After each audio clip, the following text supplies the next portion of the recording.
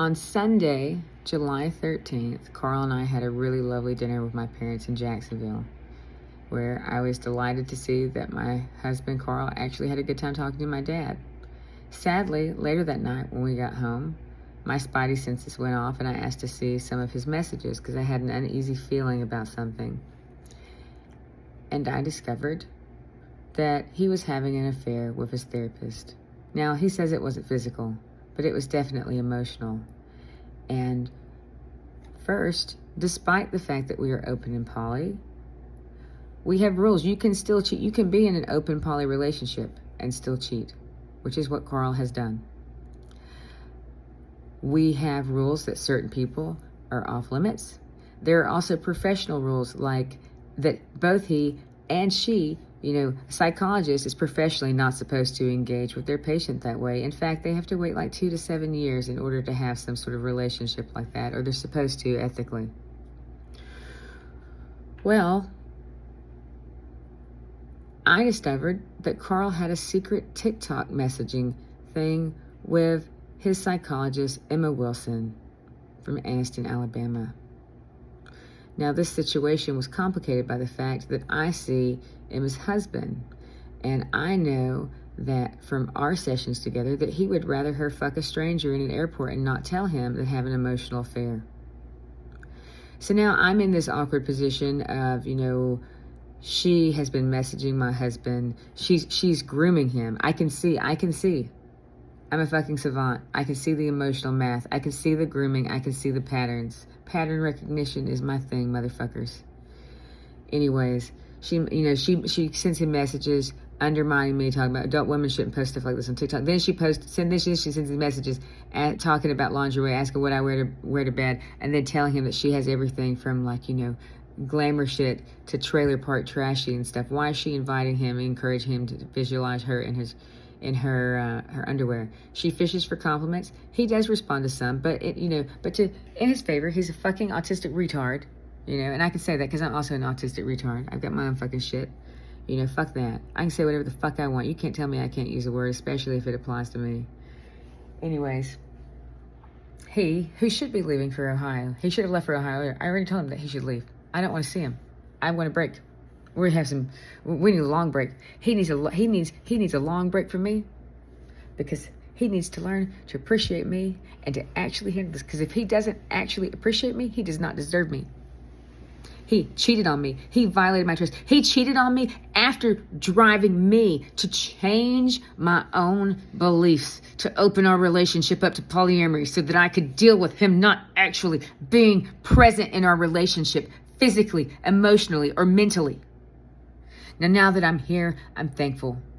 I think polyamory is beautiful, and I'm thankful for Alex coming into our life. And I have a little hope that Carl and I might work through this because of it, because there's someone that can comfort me in this time until this hurt has been alleviated.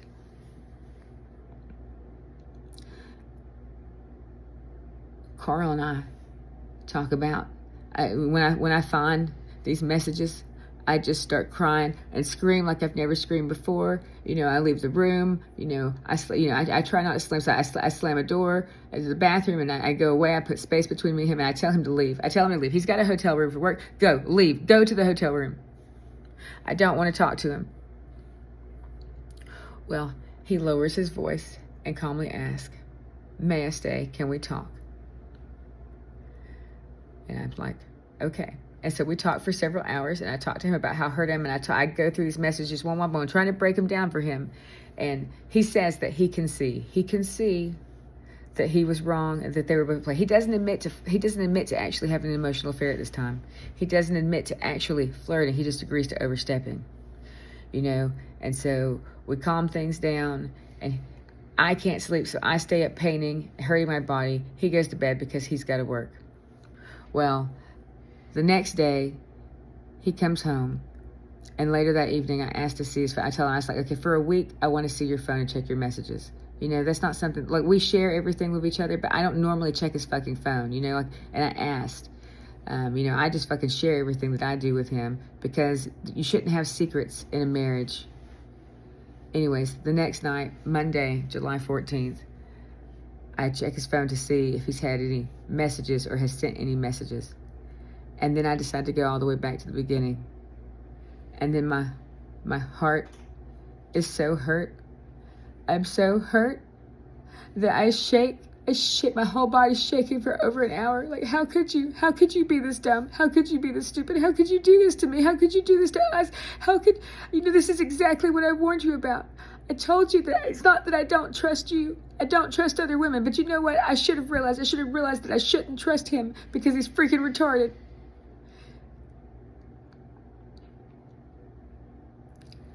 Anyways, once again, I tell him to leave. But I think what we settled on was we talked for a while and we slept in separate rooms. And I tell him that, I'm going to call Emma Wilson in Anniston, Alabama, and ask to speak to her. Well, she calls and we have like a 2.5-hour conversation on Tuesday, the 15th, from about 2 to 4:30. That it might have been 1 to 3:30. I'm not sure what time zone this is showing. I have most of that conversation recorded. And she won't, I tell her, I was like, look, I'm trying to give her the benefit of the doubt, but I tell her, I was like, we all need to meet, I'm trying to preserve this friendship because Coral is like, Coral and I had a conversation. I was like, Coral, you're not going to die from not having a psychologist, but you might die from not having friends. So I will try to be generous and see if we can air this laundry out and stuff and do that, because we do fucking need friends and family in our life so desperately bad, but we don't fucking have any that actually fucking show up or care, other than just one or two. Anyways, I have this phone call with her, and for the most part, she tries to downplay everything. She's like, I'm sorry if I overstepped. I was trying to build up his confidence and stuff. And she's like, I can see that I overstepped and blah, blah, blah, blah, blah. And I tell her, I was like, okay, well, there are a few comments that I would like for us to get together and discuss. I need to know, what did you mean by this and how do you feel now? She talked about, my videos. She's adult women shouldn't air their groups on TikTok. She says stuff directly. We do talk directly. And then I make videos on TikTok so that other people can learn from our experiences. That's undermining my relationship right there. But you know what? I tell her, because she's telling me, I see her husband Matt. She's telling me, and I'm like, I want to have grace and forgive you. It's like, I do not want to tell Matt. I don't want Matt to know about, I would rather spare Matt, and she mentioned something about not telling Matt or whatever. And I'm like, I don't really want to mention this to Matt right now because I know that this would crush him. He's already told me that his worst fear was her having an emotional affair, and we're going to assume right now that that's all this was. Well, I do have to say that I was disappointed in her when she basically said that she would keep this from her husband, because I would not keep anything from my husband. That's what destroys relationships right there. So she lost a little respect, but I was still willing. We'll plan, and she suggested, she's like, well, I should see Carl one-on-one 1 to 3 more times, and then we can do some joint stuff. And I was a little iffy about it right then, but I got the phone. And anyways, more stuff kept happening each night. So each day I'm swinging back and forth. I mean, my health, I barely slept for days. My body was and it still is, it's in such bad state or whatever. And anyways, long story short, the past 2 weeks have been an absolute fucking nightmare, swinging back and forth between wanting to give this woman grace, as someone who has had an emotional affair. Though when I had an emotional affair, I didn't actually have an emotional affair because I didn't tell the other person that I had feelings for them. I developed feelings for someone online who I was talking to, and I just punished myself with guilt about it and didn't say anything about it. But I felt like I betrayed my husband by having those feelings. But having those feelings wasn't a betrayal of my husband. So no, I did not actually have an affair, even though I felt bad about it.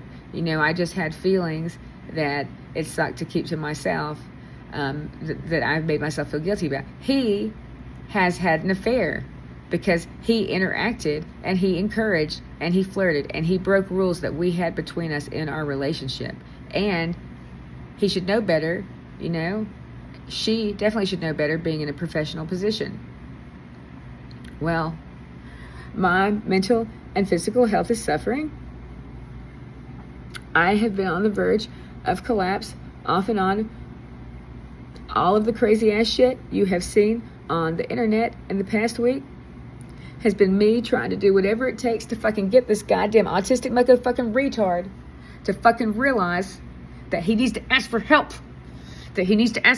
He's been burning out at work. And because he was burning out at work, because he's an undiagnosed autistic man who refuses to ask for help, it has put strain on me and our relationship. And it had for many years, despite him asking for help for many years, asking for help for over 10 years at Honda. Honda's negligence and the fact that people reached out to me, and even if they hadn't reached out to me, I already know that people knew that Carl was special. They call him Sheldon. His nickname at work has been Sheldon for so many years. Anyways, because of all of the work stress, his fucking brain hasn't been working, and that caused our relationship to deteriorate. We didn't used to have any fucking issues until fucking Honda. So this is ultimately Honda's fault that my husband gets so fucking stressed out and shit. I mean, I spent 8 years trying to get him to go to fucking psych. I mean, it's his fault too. Honda's fault, Carl's fault. There's a lot of people at fault right now. I spent 8 years and had to threaten divorce to get him to go to a psychologist. And you should know something's wrong with him when I mentioned divorce. And he freaks out, calls people, doesn't remember the phone calls, and my mom shows up and asks me to go to psych ward. He's the one that needs to go to a psych ward. Well, I was going to try and play nice with Emma, but we have repeatedly sent her messages saying that we need to meet as a group. We need to get Carl accommodation papers and shit like that for work. This is our immediate problem. He is supposed to be heading back to Ohio from Florida right now for work after having a little bit of rest, which was supposed to be a soft reset. But he's so fucked up in the head that he's not standing up for me. He's fighting me about his own health care. He says that he'll fucking make a post on Facebook to support both of us. He posts it, tells me he's posted it, and then I go and look at it, and I'm the only one who can see it because he thinks I'm stupid. I tell you 100%, that's not true, motherfucker! Honda, I will fix your management problem for you. Would you like me to do it from within or without? I guarantee you, I am more intelligent than this man over here. By 1,000%. I just need a little help and accommodation to help me with some of the math stuff. You know, this man stole my career from me. He made me promises that he didn't keep. And now I'm in a very awkward position of not really having the option to be able to leave him if I would like to, because it would detrimentally affect my life and the sacrifices that I have made. If Honda would like to make this up to me, I would love to talk. Because I would like to help Honda, if not for Carl's sake, then for the sake of everyone else there, because I have many friends and community members whose bodies have been broken. I hear their horror stories. Anyway, so the past 2 weeks have been this up and down.